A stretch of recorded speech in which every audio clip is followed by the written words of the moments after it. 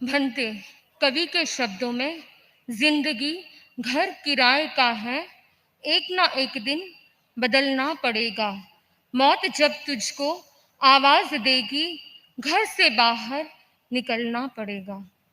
हमारे 3 प्रकार के शरीर होते हैं, सूक्ष्म शरीर, स्थूल शरीर और यश का शरीर। जब मनुष्य की मृत्यु हो जाती है, वह एक भव से दूसरे भव में जाता है, तो वह सूक्ष्म शरीर को अपने साथ लेकर जाता है, लेकिन स्थूल शरीर पीछे रह जाता है और कुछ घंटों बाद वह अग्नि में विलीन हो जाता है, लेकिन यश का शरीर वहीं रहता है।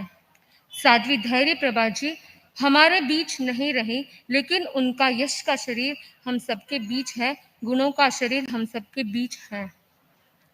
पूना यात्रा का एक प्रसंग है कि उनको पात्री के ऊपर एक प्लेट की आवश्यकता थी और हम एक घर में गए, वहां पर सहज ही मुझे एक प्लेट दिखी, वह बहुत ही हल्की थी।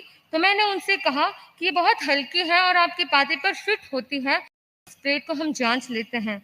उन्होंने कहा नहीं, इस भाई ने भावना नहीं भाई है, आपने सामने से पूछा है और मेरा संकल्प है कि मांगकर मैं कोई वस्तु भली प्रातिहारिक भी हो, मैं ग्रहण नहीं करती, इसलिए मैं इसको नहीं ले सकती।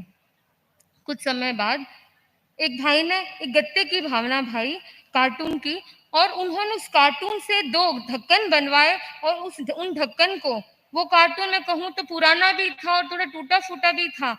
मैंने सोचा कि इसको कैसे यूज करेंगे, लेकिन उसका ढक्कन बनाया और उन्होंने यूज किया।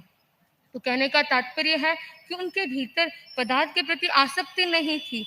कैसे भी हो, मुझे काम लेना है तो मैं मांग कर नहीं लूंगी, सामने से कोई भावना भाएगा तो लूंगी। आहार में भी मैंने देखा कि वे बड़ी अनासक्त भाव से आहार करती थी, प्राय मौन रहती थी, 6 विघ्न वर्जन करती थी और तपस्या के प्रति उनका विशेष रुझान रहता था। यदि उन्हें तपस्या की अनुमति मिल जाती, तब तो लगता कि उनके पाँव में घुंघरू बंध गए हैं, ऐसे खुश हो जाती थी। तो मैं उस दिवंगत आत्मा के प्रति मंगल कामना करती हूँ कि वह शीघ्र ही अपनी लक्षित मंजिल को प्राप्त कर सके। इसी भावना के साथ ओम।